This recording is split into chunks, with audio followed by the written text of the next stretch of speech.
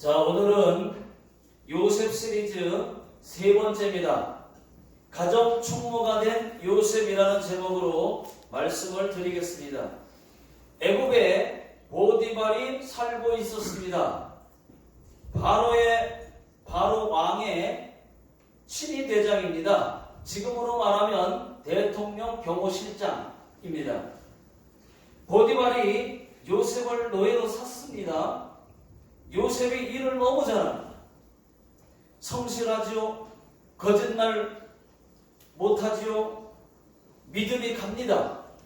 하나님이 요셉과 함께 하심으로 주인 보디발에게 인정을 받습니다.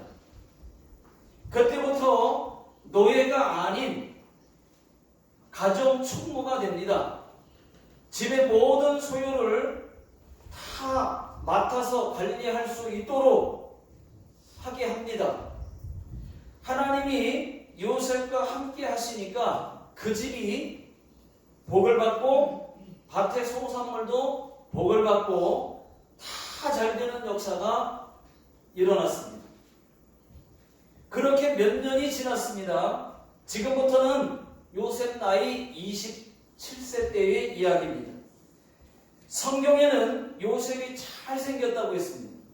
요즘 말로 말하면 얼짱, 이케맨 되겠죠. 100점 만점에 100점입니다. 요셉이 하나님과 함께하죠. 얼굴 잘생겼죠. 성실하죠. 얼마나 더 나아야 되겠습니까? 그러니까 100점 만점에 100점이 요셉이 열심히 일하고 있는데 보디발의 아내가 요셉에게 자꾸 윙크를 하는 거예요. 처음에는 눈에 날파리가 들어갔나? 이렇게 생각했을 겁니다. 그런데 매일 볼 때마다 윙크를 날리는 겁니다. 매일 볼 때마다 윙크, 그 다음에 하트 이러니까는 부담이 되는 거예요. 그 다음 날에도, 그 다음 날에도, 또 그 다음 날에도 계속. 자, 10절을 보니까 날마다 유혹했다고 했습니다. 요셉은 그럴 때마다 그 자리를 피했습니다. 어느 날이었습니다. 여기서 어느 날이라고 하는 말은 아주 무서운 날이에요. 집에 아무도 없습니다. 보디발의 아내와 요셉 둘만 있습니다. 보디발의 아내가 요셉의 옷을 잡았습니다. 그러면서 하는 말이 요셉, 우리 동침하자.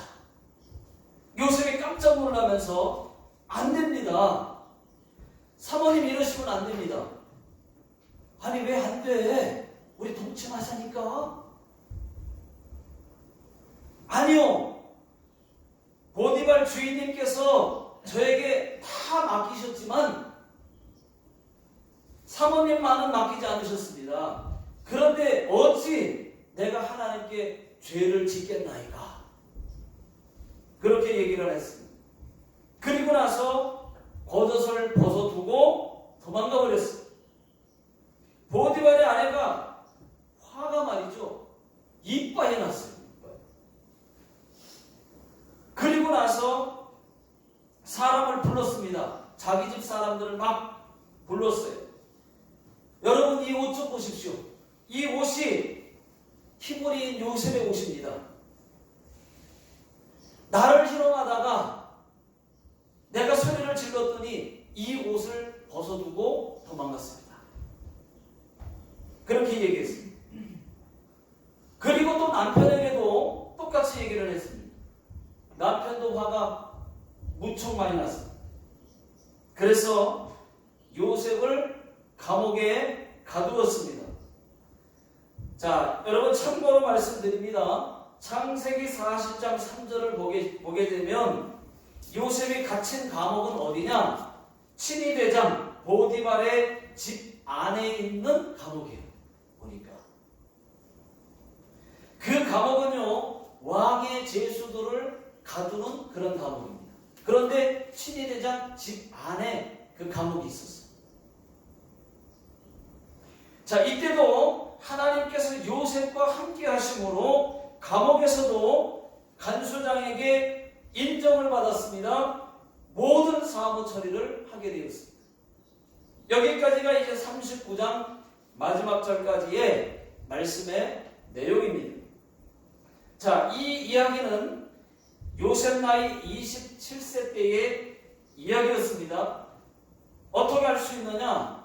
여러분 창세기 41장 1절을 한번 보시면 거기 보면 만 2년 후에 라는 말씀이 있어요. 만 2년 후에. 횟수로 그러면 3년이죠.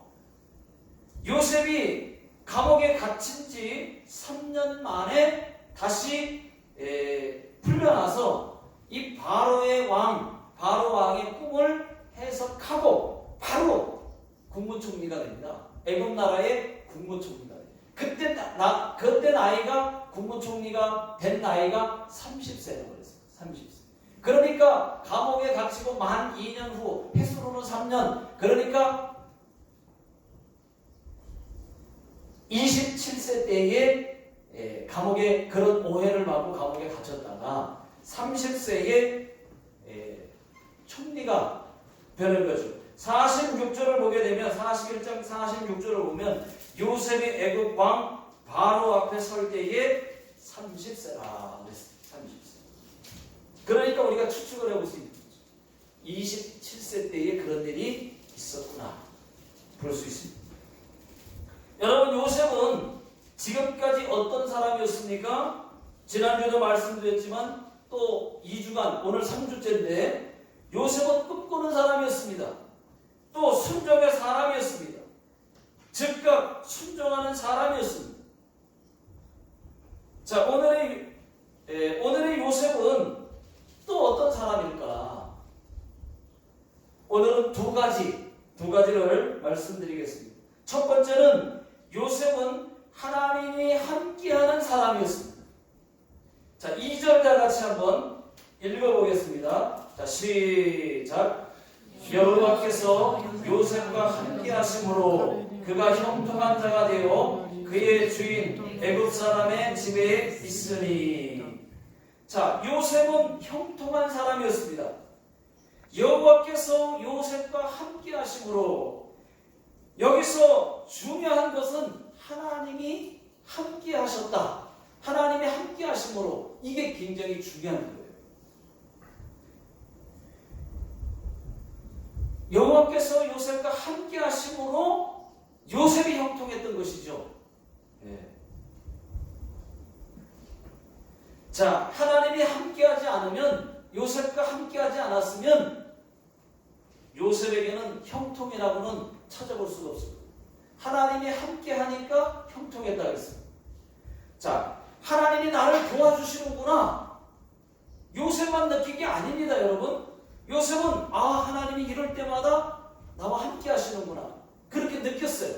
근데 자기만 느낀 것이 아니에요. 다른 사람도 느꼈습니다. 친위 대장 보디발도 느꼈어요. 여러분 3절을 다 같이 한번 보겠습니다.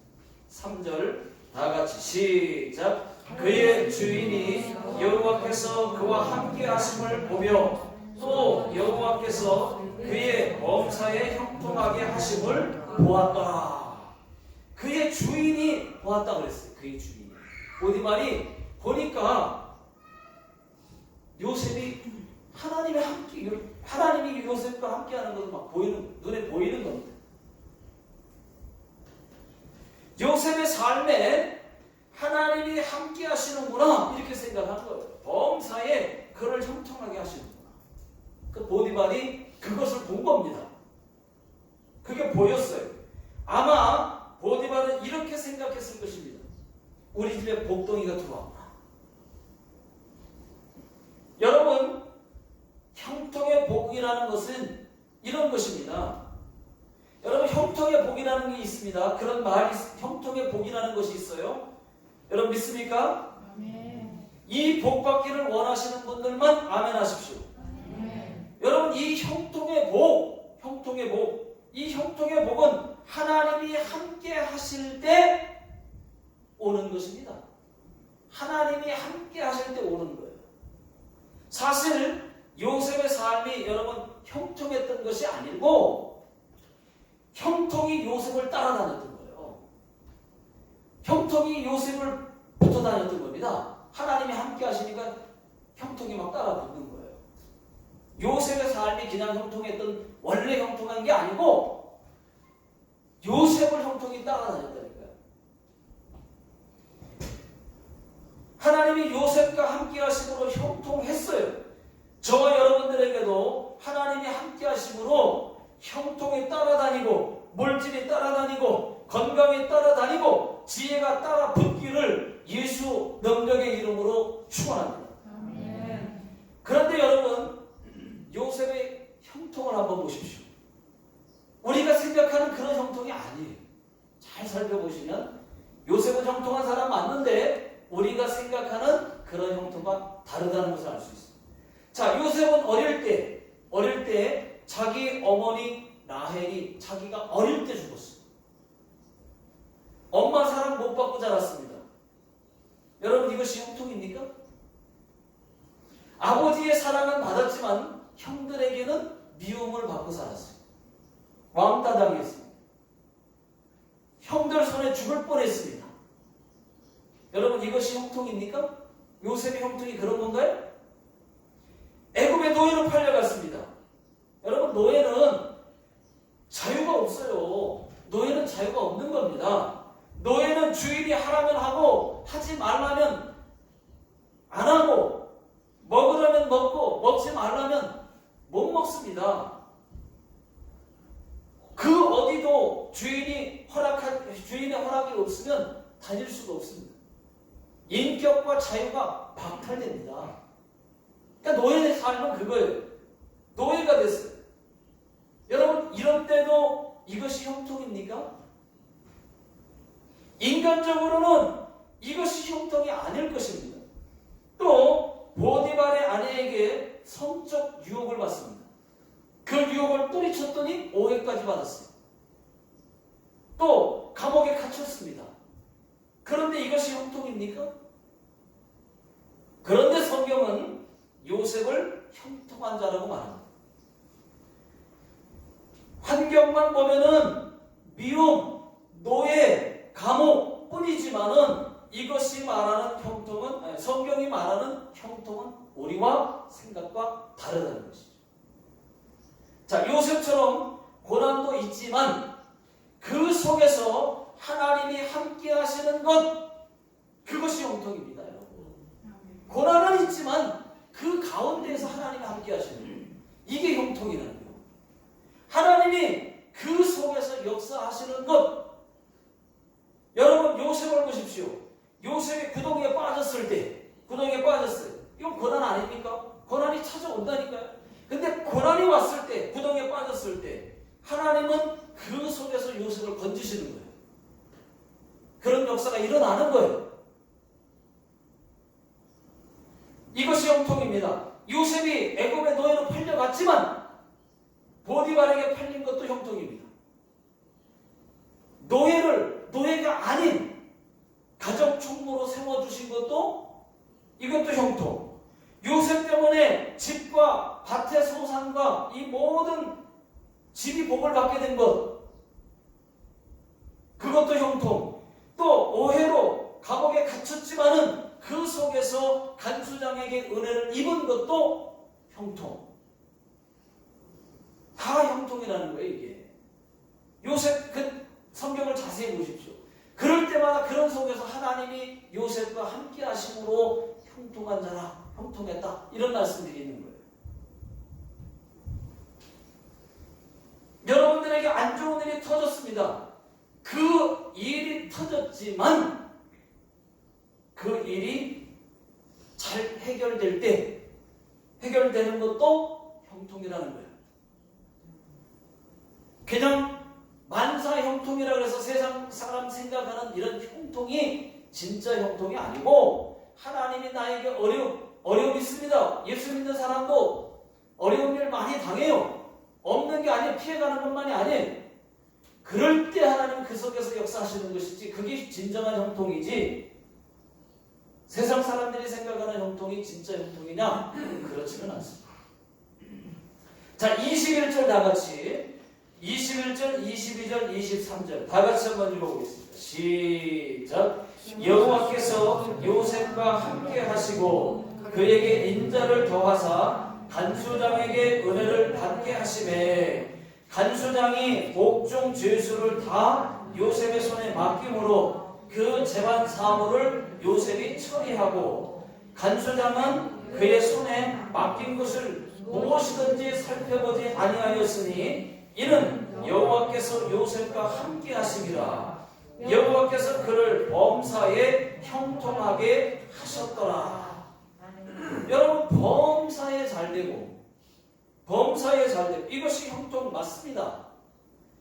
하나님도 이런 형통을 주실 때가 있어요. 주십니다.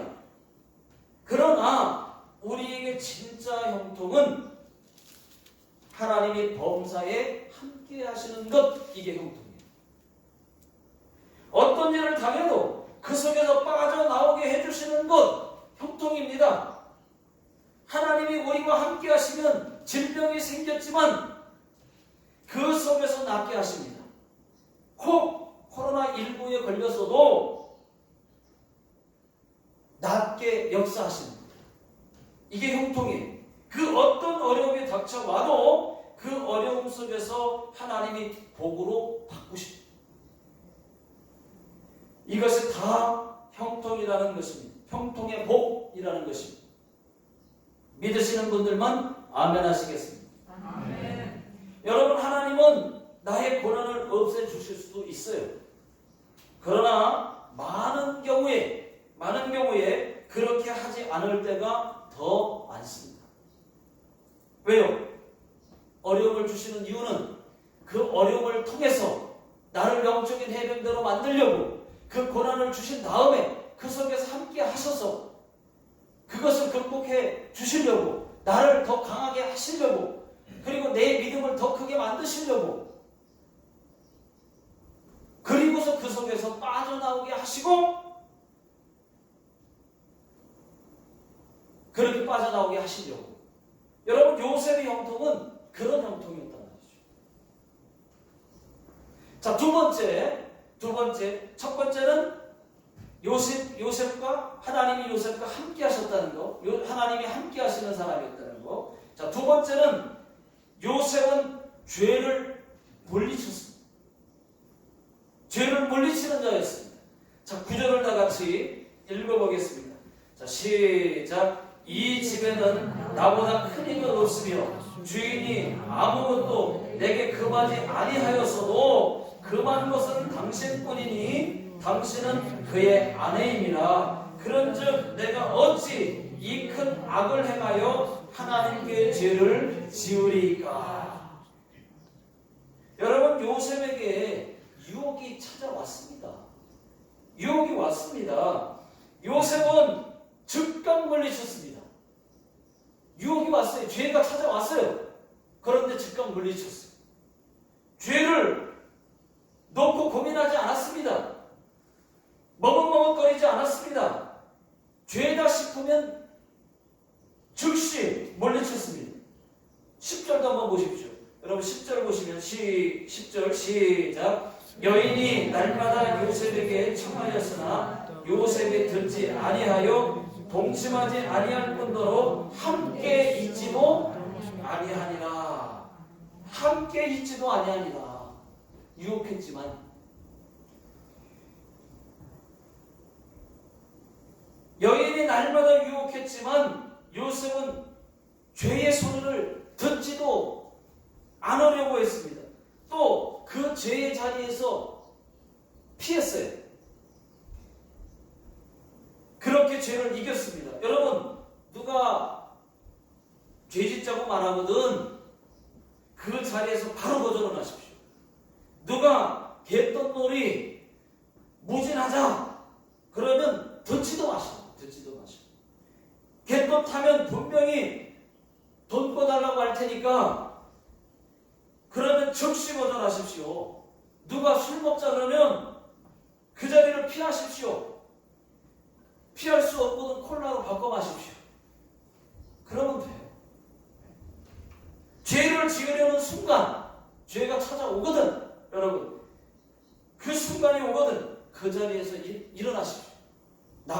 나가버리십시오. 이길 수 없거든. 그 자리에서 이길 수 없거든. 나가버리세요. 피하시라.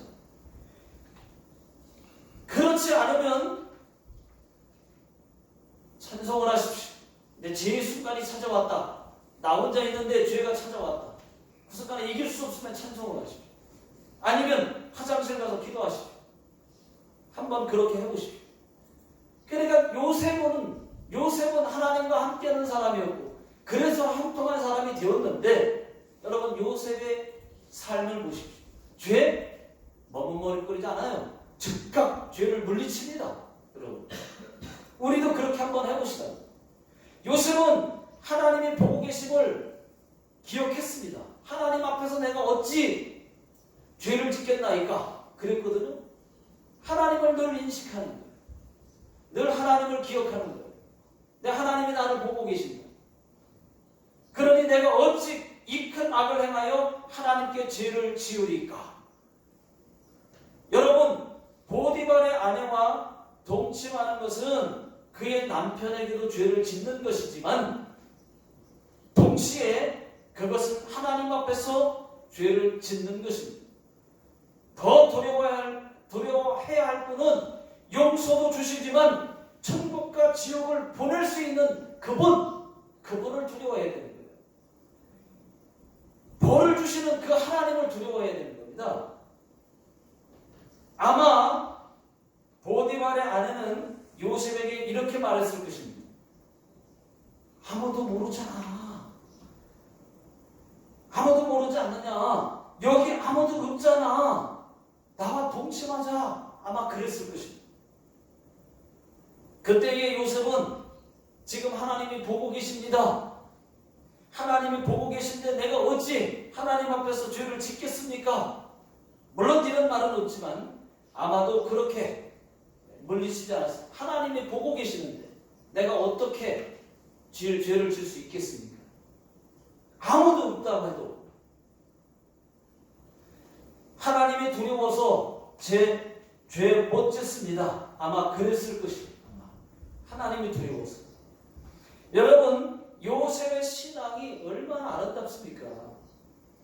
하나님이 보고 계신다는 것을 늘 인식하고 있습니다.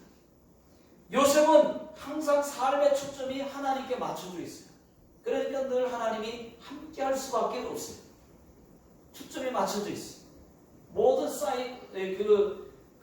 주파수 사이클이 하나님께 향해 있어요. 맞춰져 있어요.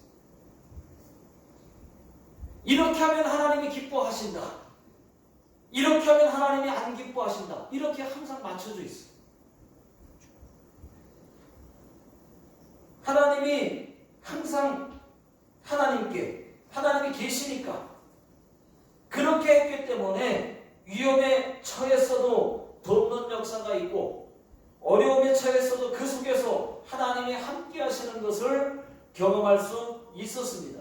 여러분 요셉이 그렇게 고난이 많았는데 한 번쯤은 하나님 원망할 만하지 않습니까? 얼마나 그 삶을 쭉 훑어보면 얼마나 많은 어려움들 뿐이었습니까?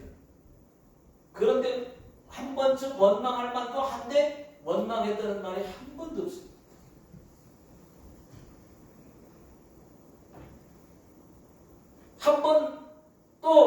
한 번 죄가 찾아왔을 때 무시하고 죄를 질 수 있잖아요. 죄에 빠질 수도 있잖아요. 그런데 그 한 번이 무서워서 그 한 번이 무서운 겁니다. 여러분 한 번 죄를 짓기 시작하면요 그 한 번이 두 번 되고 세 번 됩니다. 그 다음엔 습관됩니다. 나중에는 중독되고 맙니다. 예배도 마찬가지. 한 번 빠지잖아요. 그 한 번이 두 번 됩니다. 두 번 빠지게 돼요. 그 다음에는 한 번 나오고 두 번, 한 번 나오고 한 번 빠지고, 그러다가 빠져보니까 한 번 나오고 두 번 빠지고, 나중에는 세 번도 네 번도 한 달에 한 번 간신히 나올까? 이렇게 바뀐단 말이죠. 그러니까 한 번을 용납을 하지 말아요. 죄는 한 번 찾아올 때 한 번 즉시 한 번을 용납하지 말고 물리쳐야지만 그 죄를 늘 이길 수 있는 거예요. 근데 한 번 타협하잖아요? 아유 전에도 뭐 마셨는데 뭐. 또 한번 타협합니다. 또 먹습니다. 또 죄가 찾아오면 아유 전에 뭐 한번 그렇게 했었는데 뭐. 하면서 또 빠집니다. 또 합니다. 그렇게 되는 거예요, 여러분. 그러니까 한 번, 요셉은 한 번을 용납하지 않아요. 물리치는. 마귀가 그렇게 합니다, 여러분. 환경을 그렇게 만들어요. 여러분, 마귀에게 속지 말고 물리칠 수 있기를 예수 능력의 이름으로 축원합니다. 여러분, 지금 고난이 있습니까? 기도할 일 생겼습니까? 그렇다면 하나님께 나와서 하나님께서 나와 함께 하시고 나를 사랑하신다는 것을 믿으시기 바랍니다. 그러면 하나님이 나와 함께 하시고 나를 사랑한다고 하는 걸 믿으면 능히 여러분 어려움이 있어도 하나님이 나와 함께 하심으로 함께 하시니까 능히 이길 수 있다. 이런 믿음이 생겨요. 저와 여러분들은 창조주 하나님이 만드셨습니다. 돈으로 환산할 수가 없습니다. 그분이 우리를 얼마큼 사랑하는지 사랑하셨어요. 우리는 너무나 하나님께 귀한 존재들입니다. 공평의 주님이라고 이 찬양 한번 다 같이 우리 무반주로 한번 해보실까요? 주님 왜 저를 사랑하지 않으십니까? 주님 저를 버리신 겁니까? 주님 왜 저 사람을 더 사랑하십니까? 주님은 그런 분이십니까?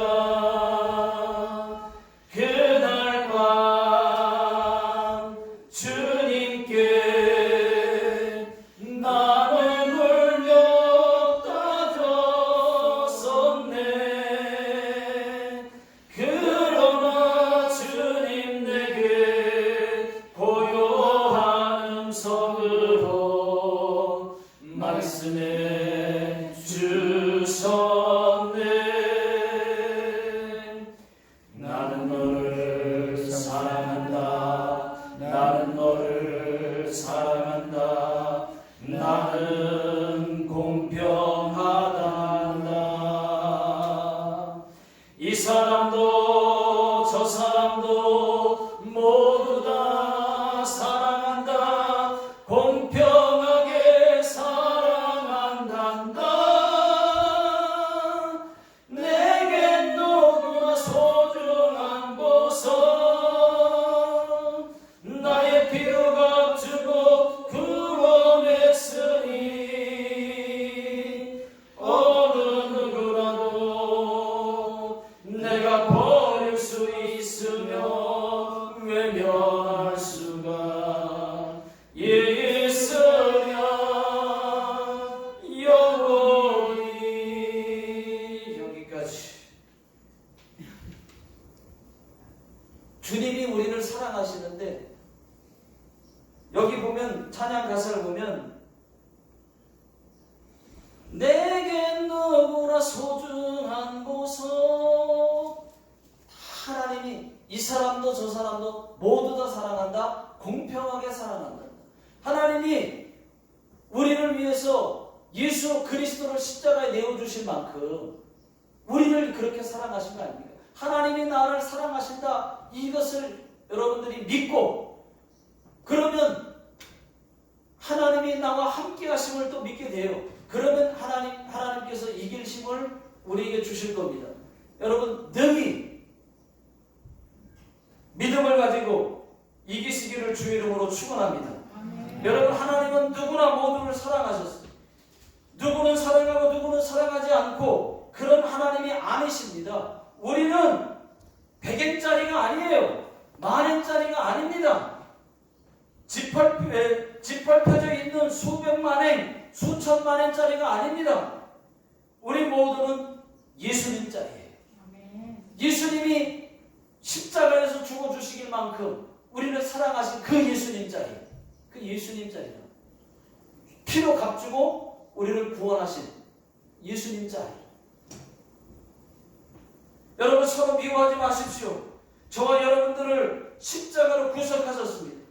독생자 예수 그리스도까지 아낌없이 내어주셨어요. 그런데 우리가 무슨 권한으로 그렇게까지 해주셨는데 무슨 권한으로 남을 미워합니까? 이 죄를 어찌 감당하시려고 여러분 미워하십니까? 요셉은 죄를 물리쳤어요. 요셉은 죄를 물리쳤어요.